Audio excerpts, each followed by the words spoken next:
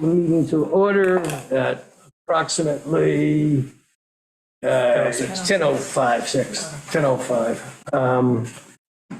First thing on the agenda is, well, first of all, let me introduce Suzanne Hand. Hi. She's our new clerk, all right? Suzanne, maybe if you reach out to everybody so they get your email. When I get one, I will. When you get one, yeah, okay, reach out to everybody on the committee. Maybe they can get back to you, and if they give you a phone number, then you can give them a call if you need to find out that we have a quorum or not, stuff like that, okay? Welcome, all right? We're a pretty easy group. So we'll go on from there. And then the next thing on the agenda is the approval of the minutes from 12/7/2022. Everybody received them via email. I hope everybody read them. I'll ask for a motion to approve. I just have a Yep, we'll get to that. Okay, motion to approve, second, and then. No, after we. Right, and then any corrections, deletions, or changes? Yeah, just under the education report, the very last sentence where it says the basic archery instruction, these classes will be offered beginning in early April 2023. It's actually for the instructors. Not for the archery program for the kids. So the people who are going to be trained to be the teachers, that was our tentative goal, was to get trained in April. That's my only correction. And we don't have a date for the actual program yet. And Suzanne, minutes after you make them, so you'll make a correction in that, okay? Yeah. And we can approve the minutes now with the correction, which everybody in favor say aye. Aye. And then when you print out the minutes, you can send them to everybody, but they don't get on the website until after they've come back to the next meeting and gotten approved. That's when they become official minutes, all right? So we are approving this now. We're approving the minutes from the last meeting. So now they can go on the website, okay? But today's minutes, you send out to everybody. They may make some minor corrections during. If you have any real concerns, you can send them to me and I'll get back to you, and then you can send them to everybody. And as I said, you can always call me anytime. Thank you. All right. Next on the agenda is Bo Payne's report. Bo is not here today. Bo has to qualify for firearms and will not be here. I did get a report from him this morning or late last night, and it should be in front of you. I wasn't sure if we're going to have it printed, but so I made just a few things out, okay? This year, 228 deer were harvested during the recreational season. That's compared to 212 from last year, okay? So that's up a little bit. We were concerned that it wasn't going to be during the archery season, which seemed to be down a little bit, but he said they had a fairly robust hunt during the gun season, which was good. So the number of deer harvested is up very slightly. The rest of it, as far as the number of hunters and all, has changed very little. Probably doesn't mean much. All right. After that, then 1,150 pounds of Dollars. dollars have been awarded during 8 raffles, and 6 people received an award on that, very similar to last year, although the number, as far as the money, was a little bit less last year. It was $900 last year, but again, 6 people received that award. During the culling season, we have 3 NUCOs working this year, which is less than last year. But we have 11 non-NUCO hunters. They're able to hunt under the nuisance permit, which is a good thing. We don't pay them for killing deer, but they can hunt, and they've been successful this year. Let's see, what else we do? 44 deer have been taken since February 1st to February 27th. $600 have been awarded in raffles at that period of time. And I suspect that's going not to the NUCOs, but to the what do you call it? The nuisance hunters. Cold storage, 102 deer have been stored through February 27 compared to 114 last year. Slight difference. More people have obviously kept them for themselves. And 1,131 pounds of meat has been donated compared to 1,960, a significant decrease in the amount of meat that has been donated. That may be, and Bo talked about it, they were smaller deer that seem to be being harvested this year. More people maybe kept them for their private consumption also.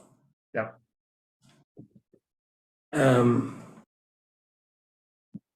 The flyover was conducted on January 31st. I talked to Bo last week. He had not received any data from that yet.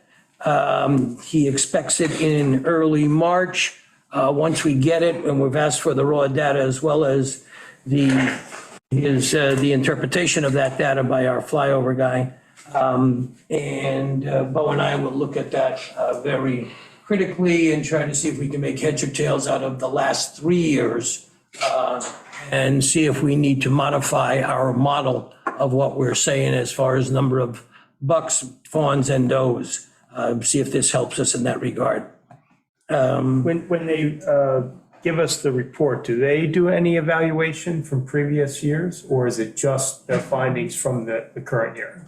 From the current year, okay, they'll give us a number from the current year, but we have last Right, year. I didn't know if they did any evaluation. They don't do any evaluation. I mean, it's very easy, obvious. It's either up or down. Yeah. Okay.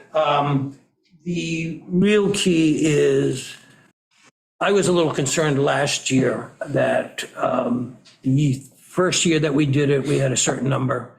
Next year, the number had gone up. Well, looking at our model, we would have said that shouldn't have necessarily happened, which tells us one of three things. He was underestimated the first year, overestimated the second year, or our model is wrong. Most people would say our model is probably wrong, but let's look at that, okay? I have some concerns that there may be those other two things may have been a factor also. But now that we have the third year, we should be able to say, okay, from year 1 to year 2, to get to that number, we needed X number of mature does. We know how many get pregnant in the 95 to 98%. We know that the first year they were carrying 1.75 fawns. We know that the second year they were carrying 1.5 fawns. So we should be able to say, to go from this number to that number, we need that many mature does. Does that correlate well with what we're saying as far as a third, and a third, as far as bucks, does, and fawns? And then we can take it from there to this year and seeing how it works out. Okay, so we're going to be, this year was very important for us, I think, to go back and check the validity of the last 3 years. All right, so Bo and I look at this every year and we bang it around pretty hard. But this year I think is going to be very valuable to see what we're doing. Okay. Jim, that's one of the reasons why the town board, by the way, was so supportive of the third-year flyover. Right. For that very, very reason. I think the analysis, the thing that we're gonna critically look at is when you and Bo sit down, that 3-year analysis is gonna be very, very important. Because if there needs to be a change in the formula, so to speak, and the way we're going about this, that would be very, very helpful to know. The other thing that I just wanted to comment on the first year, as I remember it, the flyover occurred, earlier in the winter. And of course, last year's flyover occurred, late winter, early, it was March, right? Then we ended That's up correct. having the flyover. Correct. It was towards the end of March, right? Yeah, this one's the end of January. So they weren't all done on, like we do with our tick drags, the exact same day, and obviously for a lot of reasons. No, Jim, but just to talk about that, we take that into account. So Yeah. the first year it was done, I believe, in the end of January, which is similar to this year. Okay. Then what we do is we look at the number of deer harvested after that and come up with the final number Yep. for the end of March. And the same thing when we did it the second year, it was taken at the end of March. There was only a few deer taken after that. So we try to look at apples and apples using the harvest numbers that we get before, that we get after the flyover to make sure everything is the same at March 30th or 31st, whatever it is. That there's still a variation in there. We never know how many deer are not reported to us. All right, so we just leave that aside. We don't know how many deer were ever hit by an arrow or a thing, went into the woods, died, and never recovered, because we don't get those numbers. But all of that should skew the numbers downwards that we, so if people don't report, but there's actually more deer taken. If a deer dies when not recovered, that also will skew it downwards. But we don't want to do that, because we don't want to try to assume that. So we want to play it on the safe side. I think part of what the problem has been, and maybe my fault, two things. One is that we never had a flyover before we started our deer management program and our deer management, plan that we put together. It would have been nice to have that, so we were comparing apples to apples all the way through. The other thing is that I sort of try to make this into an exact science, and it is not. There are so many variables involved with environmental sciences that trying to make it into an exact science is really a problem. And we're going to try to move away from that and look at trends as far as, are we up significantly over 2 years or 3 years? Are we down significantly? But the up and downs from year to year are very difficult to look at. So, just a quick example. This year, and I don't have the numbers, but Bo said, car accidents were up some, not a lot, but up a little bit. Is that related to more deer? Is that related to the fact that there was no acorns in the woods, so the deer are now on properties closer to streets? So all of these variables are very difficult to try to really quantitate, and we're not going to try to do that anymore. We're going to try to just look at big trends. That's a great example, by the way, of a very astute observation about car accidents. Because I was going to go there before you interjected that, because once we lost the 4-poster and the cameras that we had on the 4 posters, Right. we lost another tool. Absolutely. And the amount of feed that we were putting out, how often the deer were coming to these 4 posters. Sure, our camera survey was based on the 4-poster, okay? Sure. We had the camera set up at the 4 posters. But anyhow, it makes a difference. I don't want people to get too critical of the exact number. I don't think there's any question that from 3 or 4 years ago, the deer numbers are down, all right? And we will try to keep them down as best as we can. Yeah. All right, any other questions on Bo's report that I may or may not be able to answer? Okay, and so that's Bo's report. Next on the agenda, I think, is Julia's report on the educational subcommittee. Yes, okay. So I just have an update about the children's archery program. So I got in touch with Kelly Stang from DEC. So she is the person that I've been in contact with when this whole thing started. She's a biologist from DEC, but she's also in charge of the BAI training programs. Explain those to Suzanne.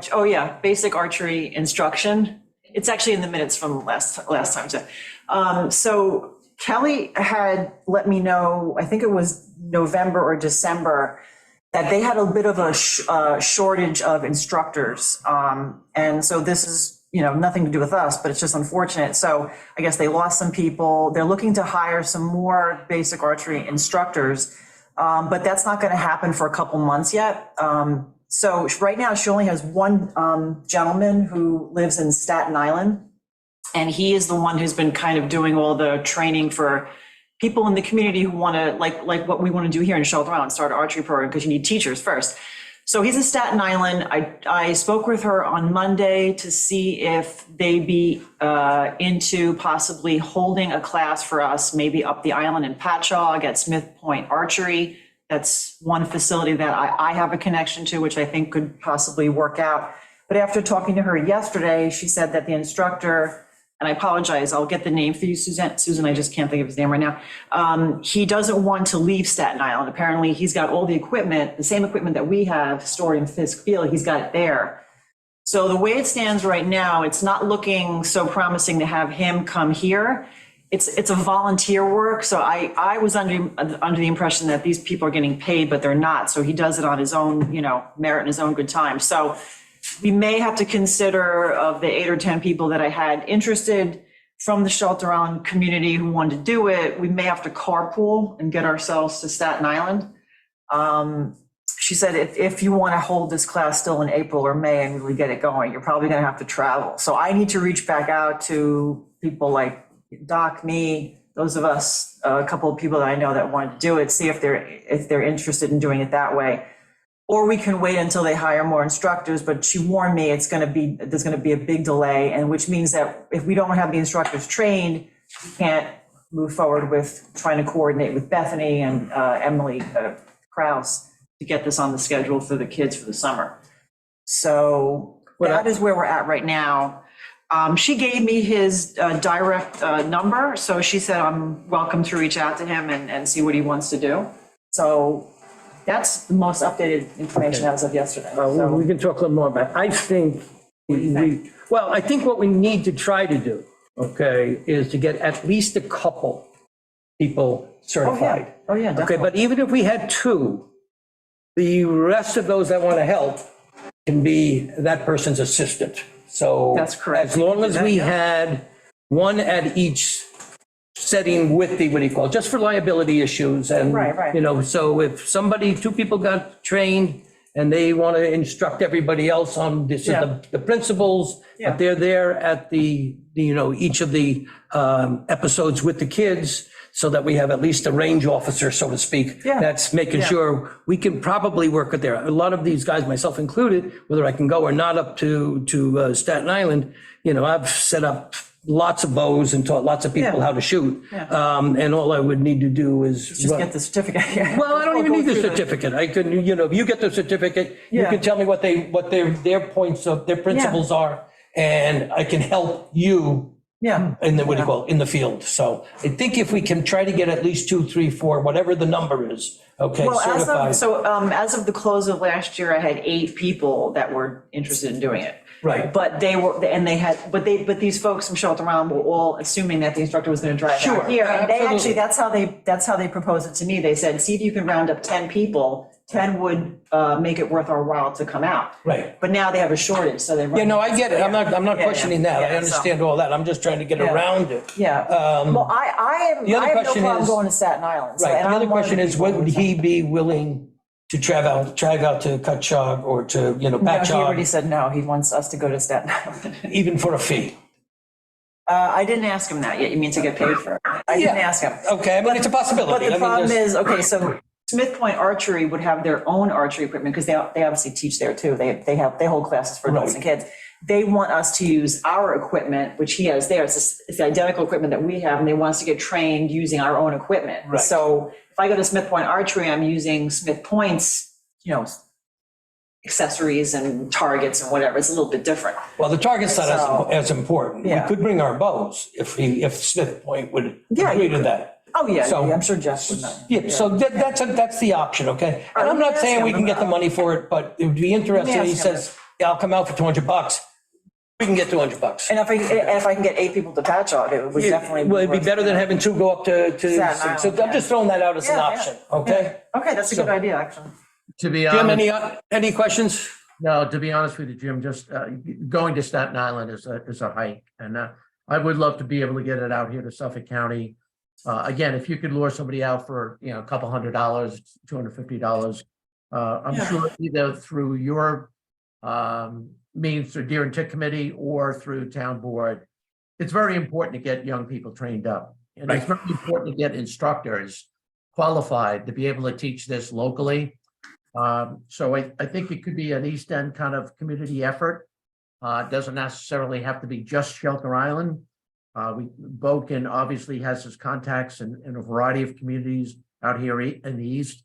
But if we put our heads together, the ideal situation is get a couple of people trained up to be able to be instructors and host these things every spring or fall or both for people on the East End and bring the instruction here.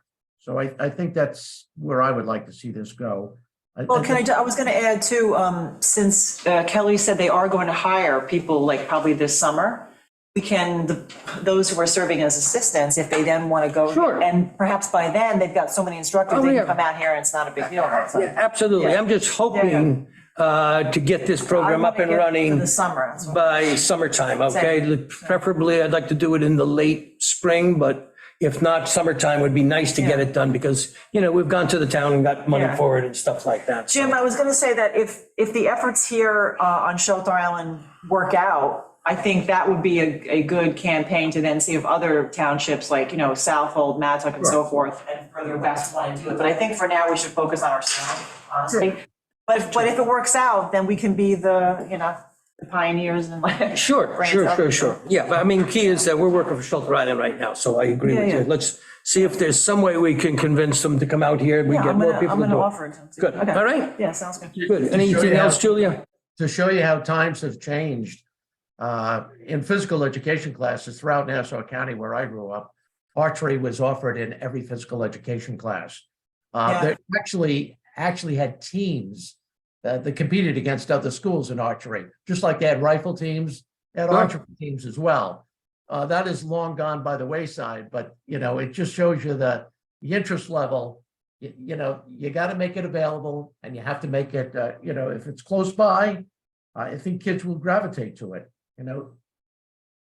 I just wanted to add, I found a book at the Black Cat bookstore here on Shelter Island, and it was Suffolk County's Guide to Tourism, and it was from the 50s, I think it was like 58 or 59. I showed it to Bo and Doug Sherrod, and it had a picture of women doing archery up in Sylvester Manor. Sure. Like near Well, the beach, it had like 6 women, and they had their bows, and it was Every great. camp, Yeah. especially women's camps, okay, had archery Yeah. as one of the, Yeah. what do you call it, the activities Yeah. during their summer camp. But I thought it was cool that they had that picture of Shelter Island in the booklet, so.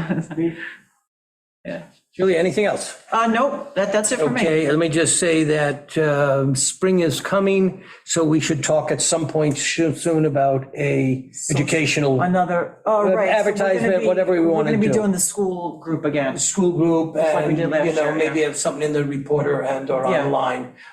We had worked on those PSAs Right. for the Shelter Island Porter. Are we moving forward? The with those? PSA is the what? Well, the little. Yeah, we have that blurb saved from.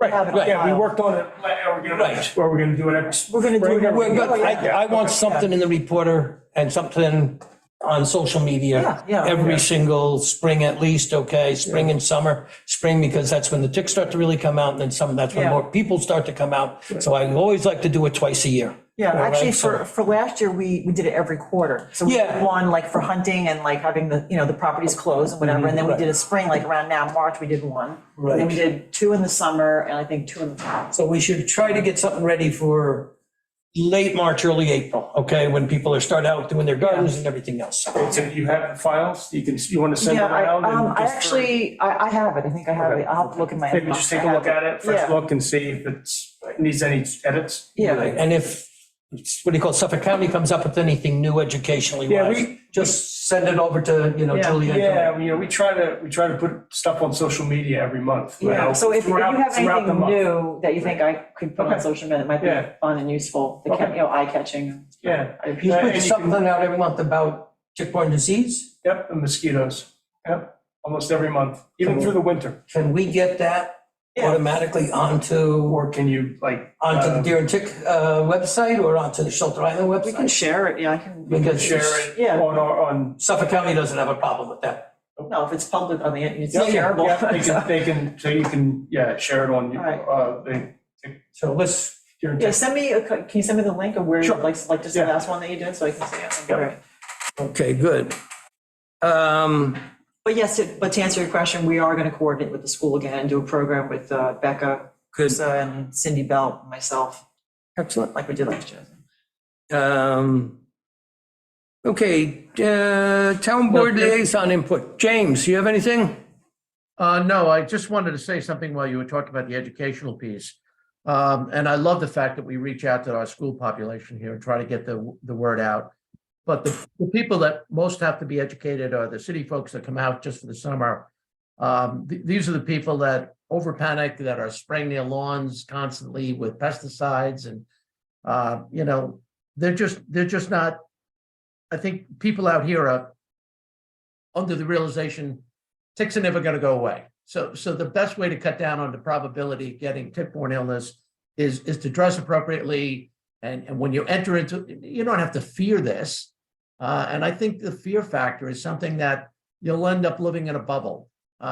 You know, obviously I'm Don Bendler, we're out with our cameras all the time. We're in wooded areas.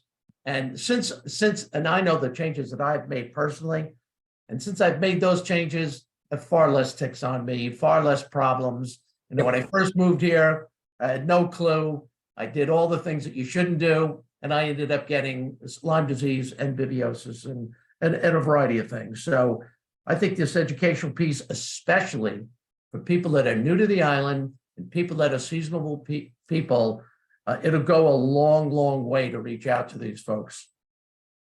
Yeah, and I think, Jim, the literature supports that the most important thing is awareness and education and doing the right thing when you're out in the woods and after you're in the woods. So we'll keep trying to harp on that. Nothing else, James? No. Okay, next. I'm anxious to see the results of the flyover. That's. Yep. Next, under new business, maybe two things. One is you all received maybe the article from Bo on the long-nosed tick. Longhorn tick, right. And the upsurgence in the numbers. I thought it was interesting. It seems like it's rapidly becoming the number one tick out here, not necessarily on Shelter Island, but at least in Suffolk County.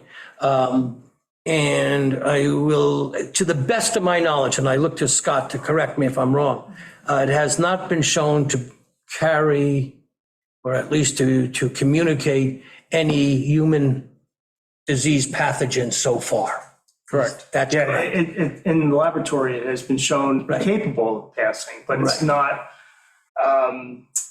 not been found to do it in nature. Right, so far. So And that's- I think that should be said, but also said that doesn't mean that things don't change in the future. Sure. Okay, I mean, the black-legged tick was around probably for thousands of years, as was Lyme disease, and it wasn't until 40, 50 years ago that they equated the two. Well, luckily, all tick bite prevention procedures work for all ticks. Right, So, Right. you know, it's just another tick in the arsenal, Right. but if you're doing what is right, you're protecting yourself against all ticks. right. And I would not recommend that we do anything different as far as trying to monitor it yet, since there's no evidence that there's human disease relation. So I don't think Bo has to go separating out longhorn ticks from anything else right now. If that changes, we will rethink it, but I would just leave things as they are. Right, and we have surveillance on the island as Sure. well, so Right. we've been monitoring it as well, and it's Oh, yeah. not something to be too concerned at this point. Okay, good. And the other thing is, turn to Josh and say, Josh, we talked a little bit about maybe another metric to measure. Maybe you can talk to that. Yeah, so I've been playing with our medical record system to try and start getting a little bit of data about tick bites and Lyme diagnoses and things like that. So we opened, Weaving, Stony Brook, Southampton opened the practice site here in May of 2020, May 2020. So 21 was my first full year technically, although, you know, it was a new office site, so we definitely weren't at capacity in terms of patient numbers. So I don't know that data from that year is all that useful. And as we talked about, our EMR, like many, is our medical record system is pretty cumbersome. So getting it to run the reports that I want is challenging on the best of days.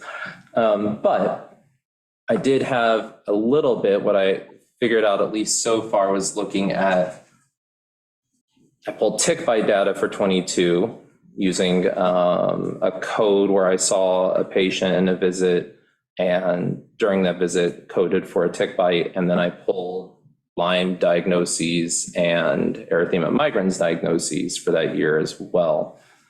It's definitely not a perfect metric, but it's something to start with, like we had sort of chatted about. I don't know that I'm gonna be able to ever get to a perfect metric. And it's not publishable data as far as being rigorous of any kind, right?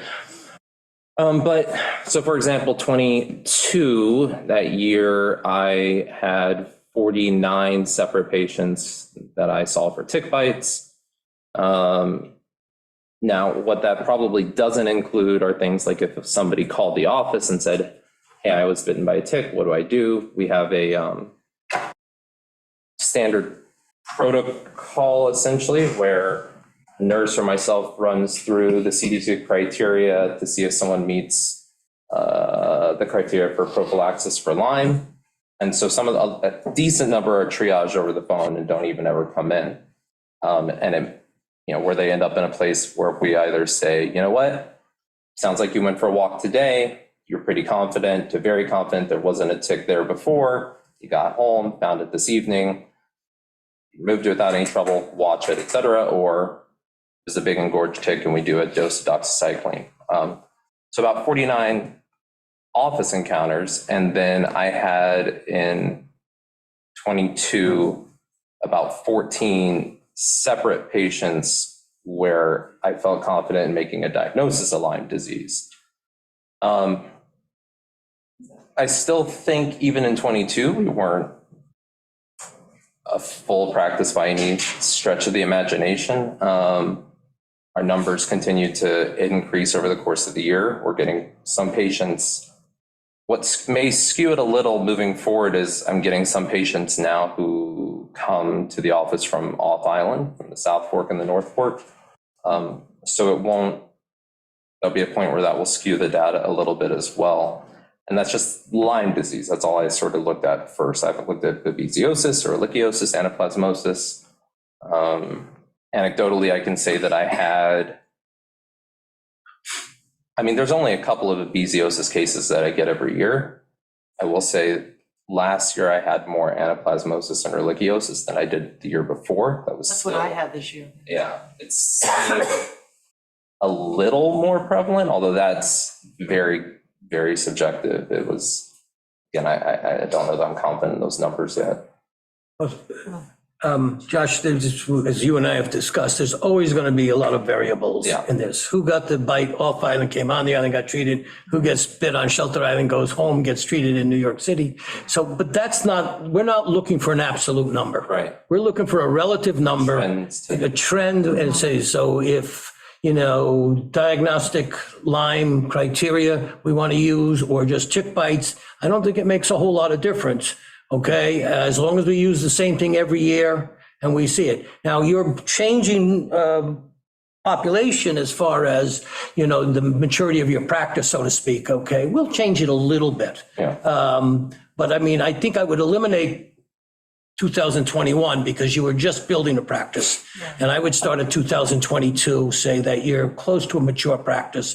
We can always, in retrospect, go back and look at the numbers of your practice, probably, if we ever want to. Yeah. Okay, so all of a sudden we say things are skyrocketing. We can go back and say, okay, how many patients did you have on your, cadre or on your count, okay, in 22, 23, 24. So this will be interesting this year, at the end of this year, to see compared to 2022. Well, it may be, you have to think. The other thing I thought about, you could look at it as per encounter. How many encounters do you have? How many patient visits come in? But that can get skewed also because you have a COVID year. You got a lot more patients coming in for COVID, which will artificially push down the percentage of tick-related diseases. Hopefully COVID is almost over. But, even a bad flu year can skew things in the wrong direction. So I think just saying you've got a mature practice, all right, and we're going to follow it as with whole numbers from here on and see what it looks like. And in retrospect, we can always go back and try to,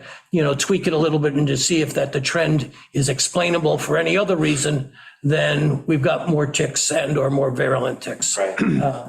Scott, you have a thought on that? Yeah, I was just curious, the patient files for the previous practices, did you inherit those or are they destroyed or? It's a great question.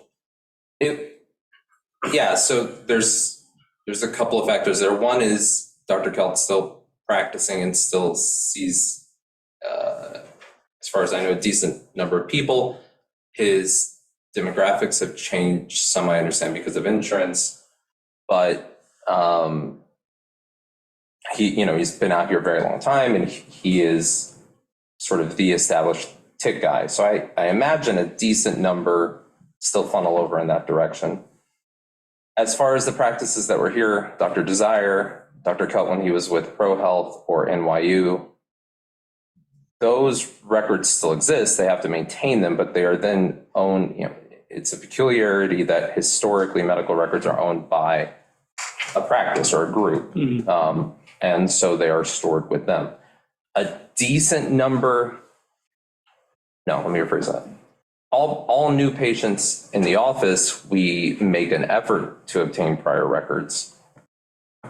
We have had varying degrees of success with ProHealth, for example, at points just because of moving offices and their system. The problem in data mining any of that to kind of compare, I haven't gotten a huge amount of that in all honesty, and B, it's all in paper format. It doesn't get the labs don't get imported or anything like that because they're different systems.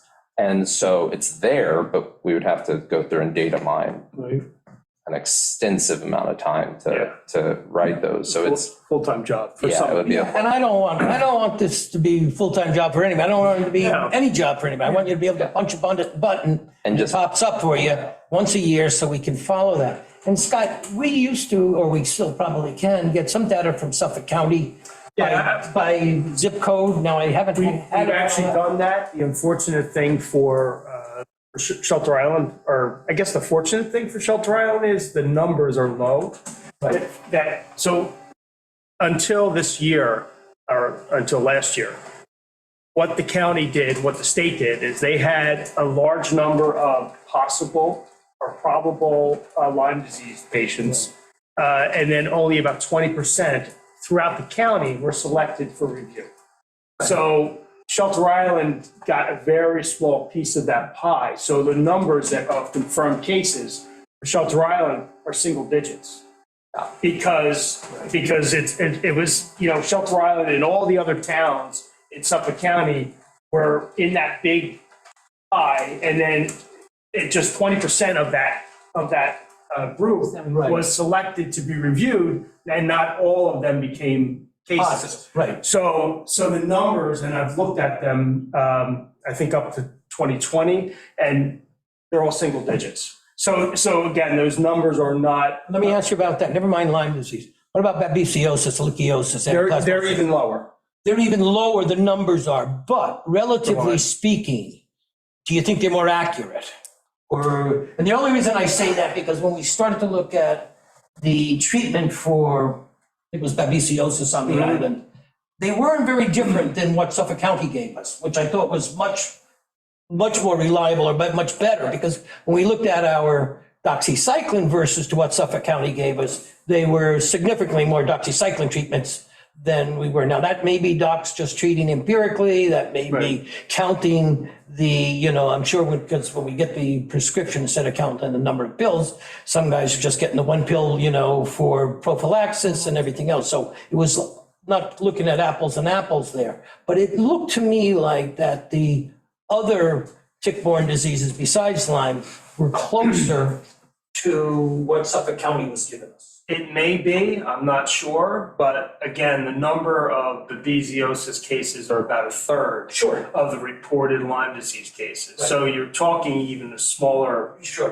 number.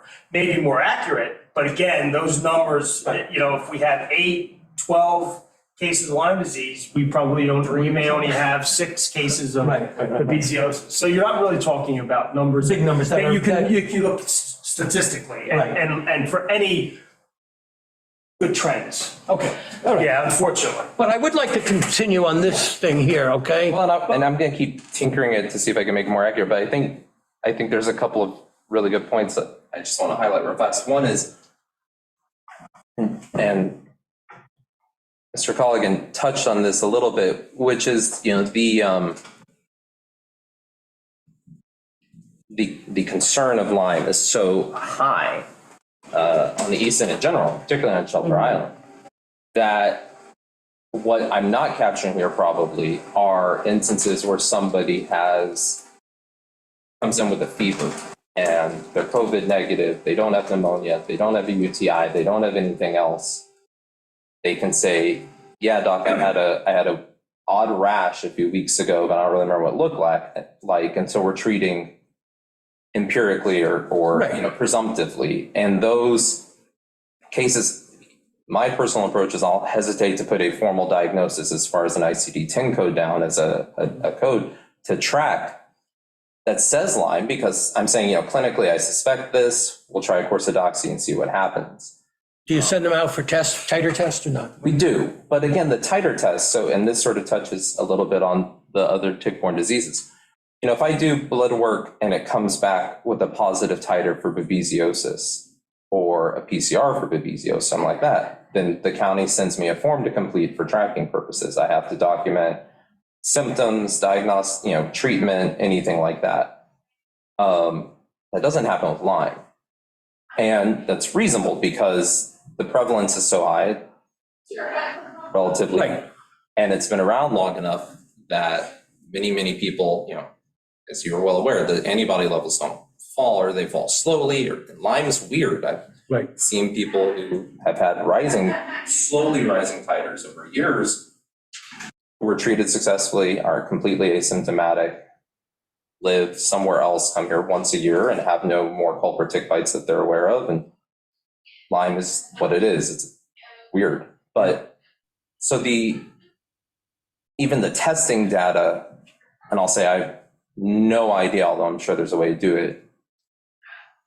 The testing data is tricky for that as well. Yeah, I'm not trying to Yeah. measure that or anything else. I'm just, but again, the fact that if you got a patient that's positive for babesiosis or ehrlichiosis, the county sends you something to fill out and everything else may also be why those diseases are more accurate with what we think we have as far as Suffolk counties. I'm just throwing that out. It's more academic discussion than anything else. But I think it's correct. When the Department of Health does that, they're asking for specific data and criteria that I assume is what they're using then to track confirmed cases. Whereas Lyme, the number of times that I get a confirmed diagnosis based on PCR plus symptoms are rare. There's not a huge window to catch the PCR positivity. Well, now they've changed the CDC definition, and any Yeah. positive lab for Lyme disease is a positive case. So it'll be interesting to see what that does to numbers throughout Suffolk County. Rather than investigate cases and take 20% of all those positive blood tests, they're going to basically be saying, okay, this is a positive blood test, this is a positive case, no further. So just Josh, so when you get a case that's not Lyme, but like babesiosis or, the other ones, you have to fill out that form for Suffolk County, but not Lyme? So far, yes. And so what is the rationale? Is it that they have enough like tracking of Lyme that they're not as interested in it, or what, why are they not like pulling for Lyme? You mean why the Yeah, change? yeah. Because they want to make it more accurate. Now, I think you're asking, why am I not, Why aren't they sending Not you, why are they not sending it to you, Yeah. asking for it? That's what I have no idea. too much paperwork? But I assume, it sort of like I was talking, my assumption is, I have not called and asked because frankly, I have a lot of other phone calls that I'm doing. But my assumption is essentially there is so much Lyme testing done and arguably over testing in Suffolk County especially, For example, I have patients who spend the summer out here who tell me, oh yeah, every August I go home, I go back to Manhattan or wherever, Westchester, and my doctor always does a Lyme panel in the fall. Just, we're always checking it, whether I get a tick bite or not, or whether I was sick or not. And so there's a wonderful amount of debate to be had as to whether it's a useful utilization of resources or helpful for the patient or at all. But I would argue there's over-testing for Lyme, and probably there's over-testing for the other diseases as well, but not nearly as much. So and again, people rightly and or wrongly, depending on your approach, they'll just keep repeating Lyme titers, even someone they've treated, and say, we'll make sure you come down. There's a lot of doctors, South Fork, Eastern Suffolk, whose approach to treating Lyme in particular is eclectic.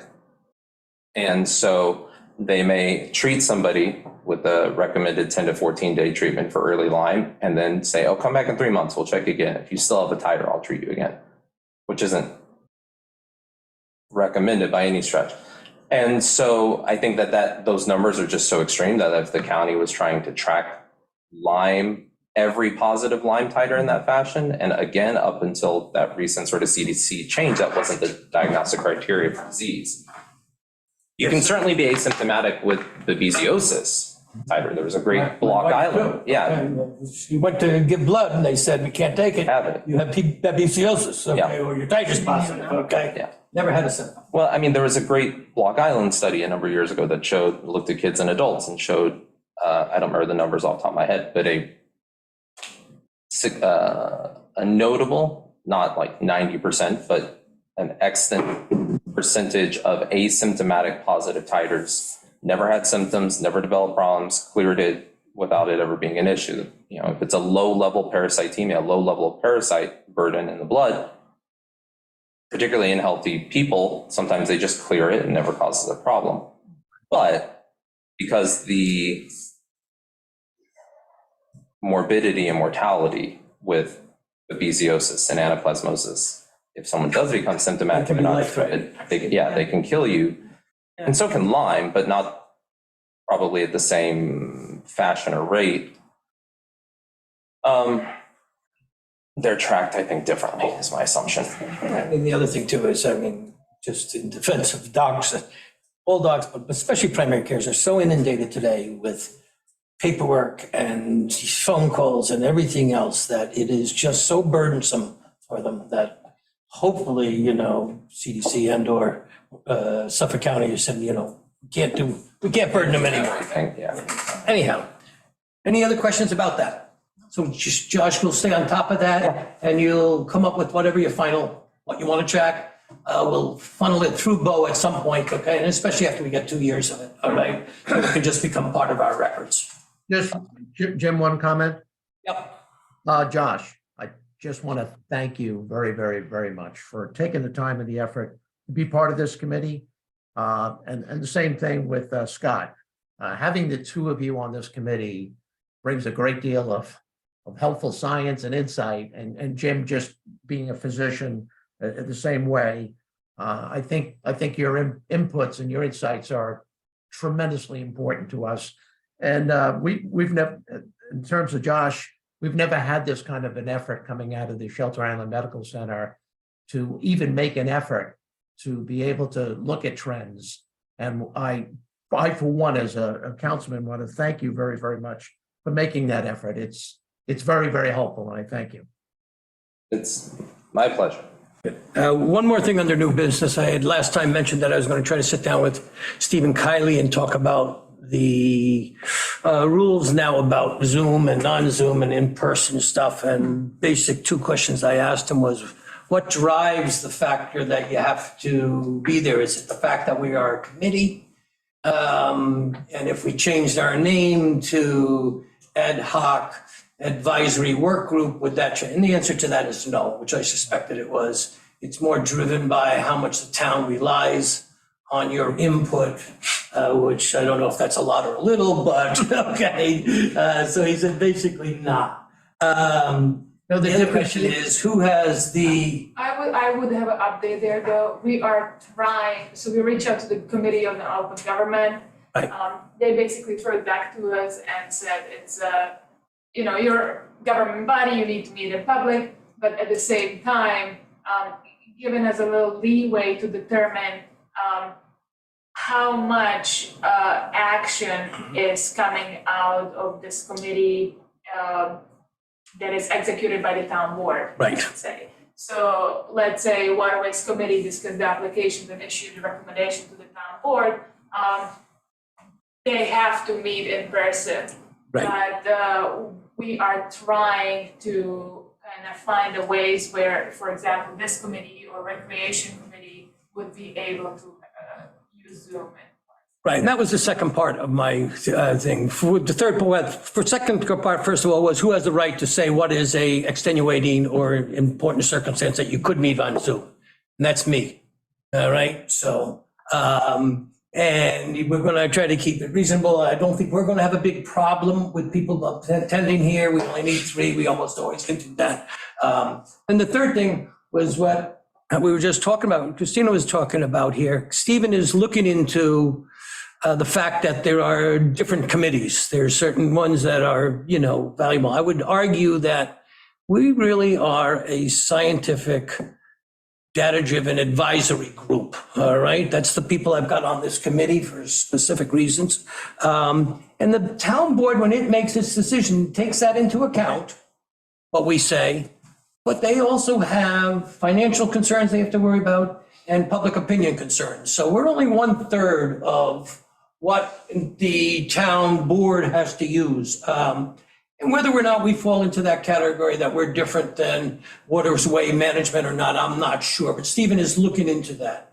He also said he was looking into, you called it open town or, no, it has to be town, home rule maybe? What's the possibility of home rule? And again, I don't know where that will go, but that gives you some more leeway in how you deal with these things. So he's looking at those things. Jim, you may have something to say about that. I don't know if it's important right now, but Stephen is looking at it. I don't think it makes a big deal to this committee, but we will. My argument for that is that I find it offensive that somebody who's volunteering their time, and even if they're on vacation and are willing to sit down and give an hour or two while they're on vacation to a meeting from Zoom, they should be counted as present and their input should be valuable. So, Yeah, there's no doubt, Jim, that you've echoed the concern of the entire town board, as well as Christina. We're fighting very hard to get that changed because of the uniqueness of our situation. And this impacts all of our committees. But the good thing about this committee and the rec committee, particularly this committee, because it is scientific, and advisory, is the fact that we don't take a lot of votes. Right. That's not true. When you go to a WMAC meeting, it's all predicated on voting. right, Go to a CAC meeting, it's all predicated on voting. Planning board, zoning board, they vote on, they're constant, the entire meeting is filled with voting, and you have to be physically present to vote. Here, once in a while, we'll take a vote on something, but for the most part, like today's meeting, it's been a healthy exchange of ideas and facts and helping us to address the tick population and deer management. So, I think we are different. And I love that latitude because I realized, especially for both Josh and Scott, and even for yourself, for instance, having that latitude really, really is very, very helpful. I mean, Bo is here and I'm here, and the rest of the committee, we pretty much live here. And the only reason I'm not there is obviously if I got, was there for 10, 12 hours yesterday all day. I didn't get home till after 9 o'clock last night. And I woke up this morning and I jumped on a Zoom about something that I'm working on with another committee, and I lost track of the time. But I think we are different. But I love the makeup of this committee. I think the one thing that I'm going to try to do when I get off the town board, which of course will be December 31st, is if there ever is an opening on the Deer and Tick Committee as a member, I would apply for that. But I will obviously no longer be your liaison, but I love the committee. love what it stands for, and it's a valuable asset to this town, it really is. Anything further on new business? Anybody wants anything to bring up? Julie, you have any questions? See Julie Lane's on there? I'm okay, thank you. Okay, Julie, thanks for attending. All right, nothing else? I adjourn this meeting. Thanks, Everybody have a guys. good weekend. Thank you. Yeah, Thanks, Jeff. have a great day, guys. Thank you. Yep. You too. Thank you. I will be away for a couple of weeks up skiing, so. Oh, All wow. right. Be careful up there. Remember, you dust off that birth certificate. Yeah, right.